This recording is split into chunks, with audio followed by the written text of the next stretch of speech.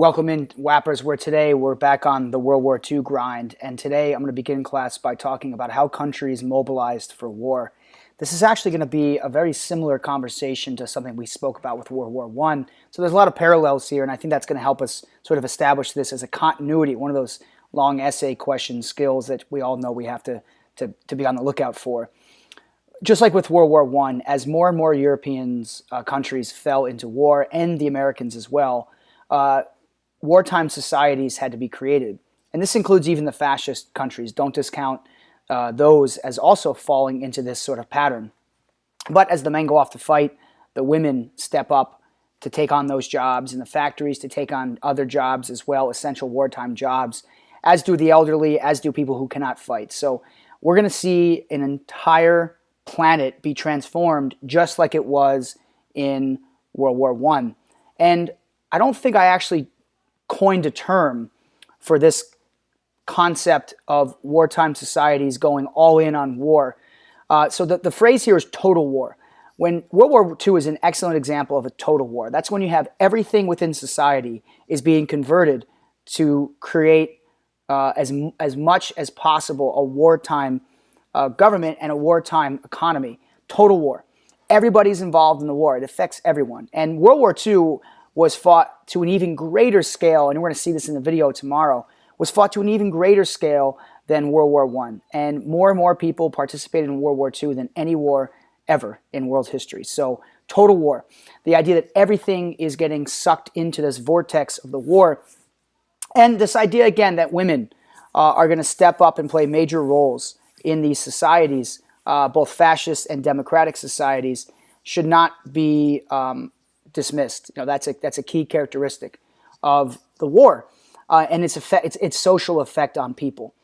But what often gets lost in World War II, along with the idea of total war, is how during the war, as the Europeans and Americans were teaming up to defeat Germany, and as the Americans were launching invasions of the Pacific to fight against the Japanese. Remember, we talked about how America's entry into the war today was provocated by Pearl Harbor. The Allies had to work together in a way that the Allies had never quite worked together. And that's one of the real hallmarks of World War II.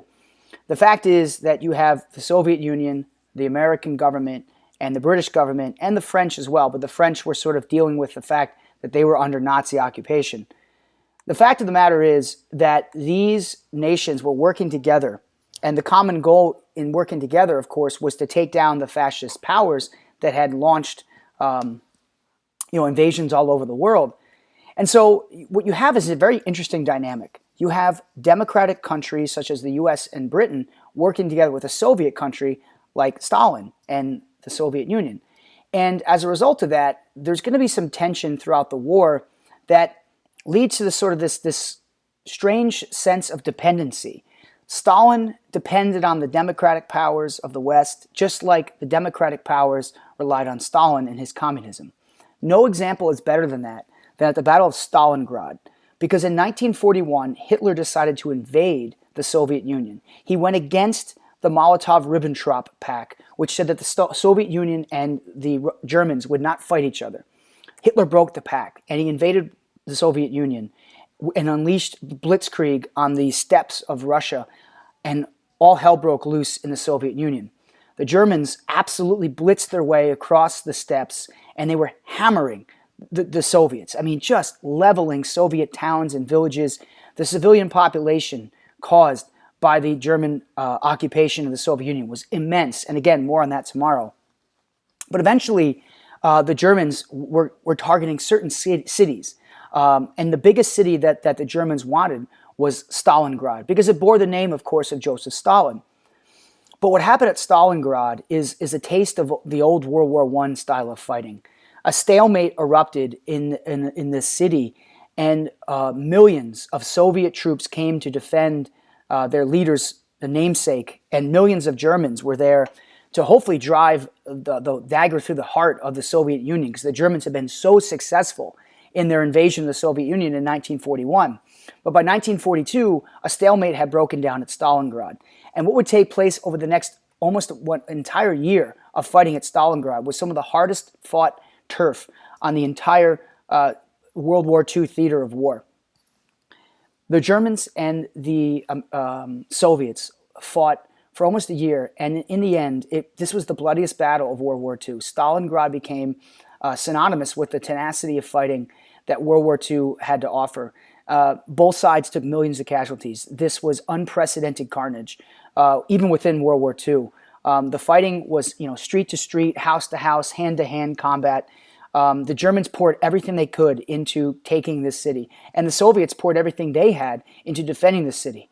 And both armies fought with absolute recklessness that led to so many men being killed in the slaughter of Stalingrad. But ultimately, by February of 1943, the Soviets prevailed. They held Stalingrad, and this was a crippling defeat for Adolf Hitler's Nazi war machine. The Germans were forced to retreat from Russia, and with the defeat of the Germans in the Soviet Union, that meant that now Hitler was going to put all his attention on protecting Western Europe. And for the Soviets, this was a crowning achievement. This was a moment of true nationalistic pride that they had beaten Hitler out of the Soviet Union. They had forced him to retreat. But that's when it took the leaders of the Soviet Union, the American government, and the British government, and I'll go over those real quick. We already learned about Stalin. We know about Churchill as the leader of Britain. That leaves FDR, Franklin Roosevelt, as the American president. And together, Roosevelt, Churchill, and Stalin scheduled throughout the war periodic meetings in which all of these leaders came together and they formed the battle plans and kind of the strategy for invading France. And the first of these meetings took place in Tehran, Iran. And this is known as the Tehran Conference. The Tehran Conference was the first meeting of the so-called Big Three, our three allies, leaders, Stalin, Churchill, and Roosevelt. And it's there in 1943 that they launched the plans to invade France, which will eventually become the D-Day operation on June 6, 1944. And that all happens at Tehran. The meeting at Tehran is crucial to sort of understand the dynamics of politics during World War II. Again, there's this sort of strange tension that exists between the communist and democratic nations there. But ultimately, the Allies worked together, and the plans to invade in France would not have even been possible if it weren't for the victory at Stalingrad. So the Soviets were pulling their weight, and the way that Stalin looked at it was, now it's time for the Americans and the British to get involved and open up France. And that's exactly what the United States and Britain would do in the summer of 1944. They would invade France and break out and start on a path towards meeting in the middle, which the Soviets were coming from one half, the Americans and the British from the other, and the meeting in the middle was Berlin. And that's where, of course, if the Allies could topple Berlin, then that meant that Hitler's armies were no more. And so the strategy in Europe really was to open up France, and that was at the Tehran Conference.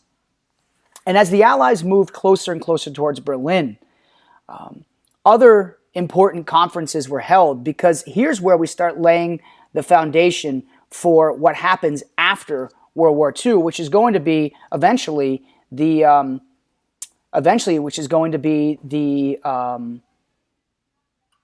Cold War. Sorry for the delay there. I lost my train of thought. The Cold War. And one more conference that's crucial for us, or two more conferences to go over today. Another conference that's crucial is the Yalta Conference. The Yalta Conference was the last meeting of the Big Three. And the Yalta Conference is significant because this is where Stalin, Churchill, and Roosevelt outlined their plans for Europe after the war. Once France had been invaded, it was really a matter of time before the Allies got to Berlin, and they met in the middle in Berlin. So at Yalta, the plans were hatched for Britain, France, and the Soviet Union to divide Europe up after the war. Keep in mind, the Nazis had conquered almost all of Europe. So at Yalta, the plans are hatched to where the Germans are going to lose their territories that they had conquered, and the Soviets made a big push. Stalin really forced his hand here at Yalta, and Stalin was able to effectively kind of bully his way into the Americans and the British agreeing that after the war, the Soviet Union would get to keep Poland. And that was a real moment of shock to the Poles, but also to a lot of people in the West, because the Americans and the British were sort of giving Stalin what he wanted, which in a way was a form of appeasement.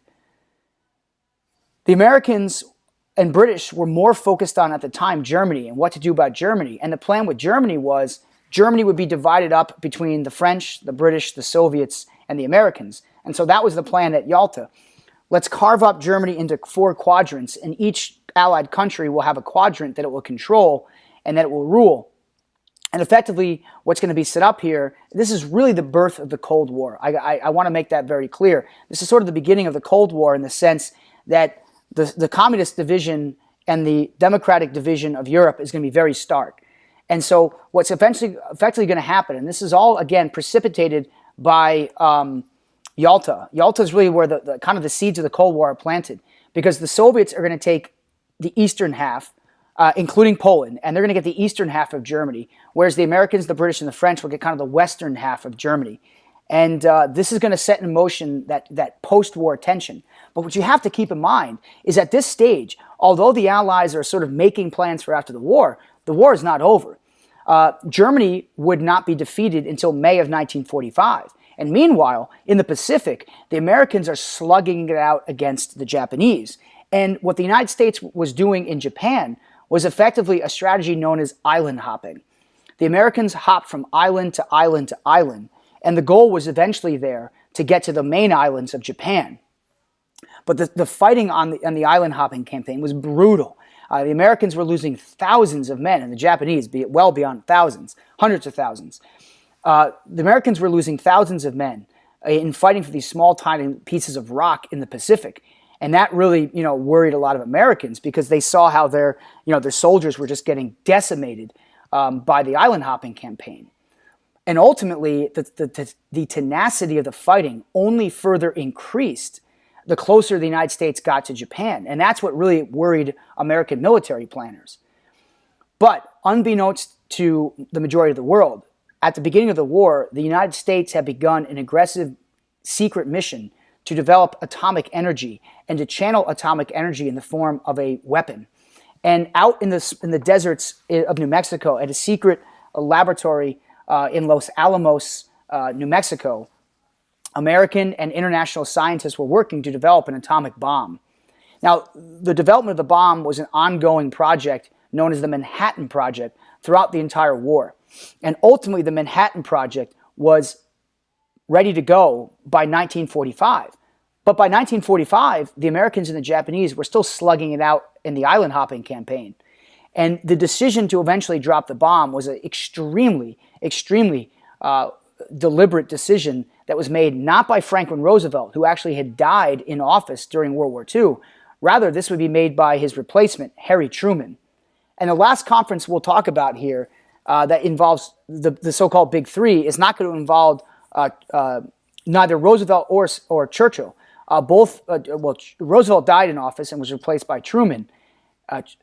Surprisingly, Winston Churchill was voted out of office towards the end of World War II. And so his replacement was there, but Stalin was still there.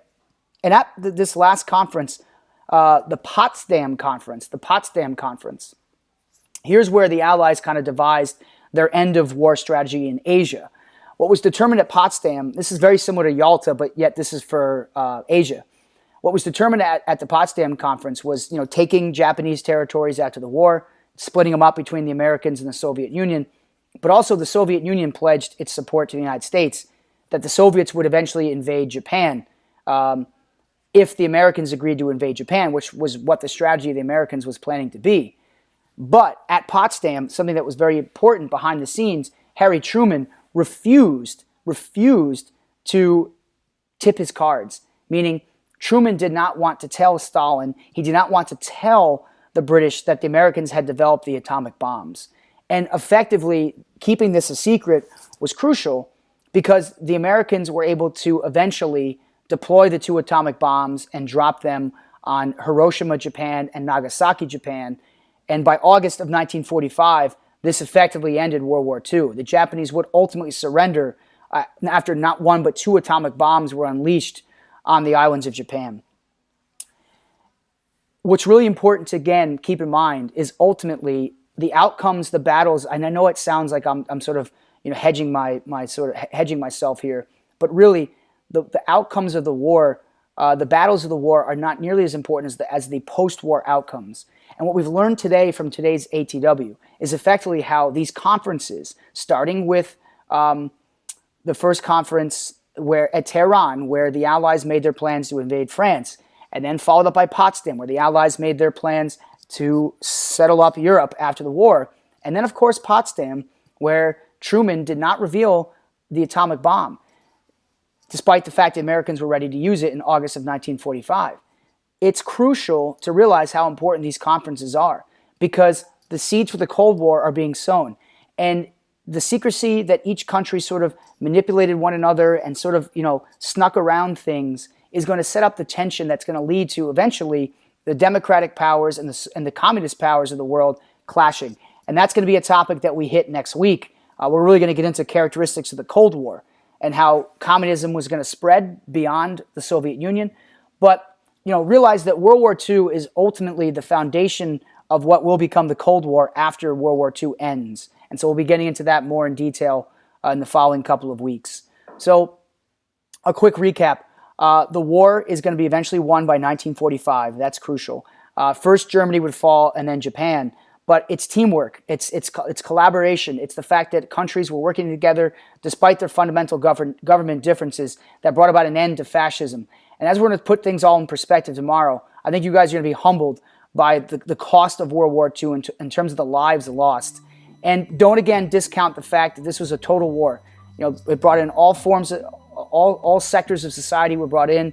This involved everybody, especially women who played a large role again in supporting the war. Through their jobs and their work in factories. So I'll leave you with that for tonight's ATW. As always, remember, the past shapes the future. Take care, Whappers.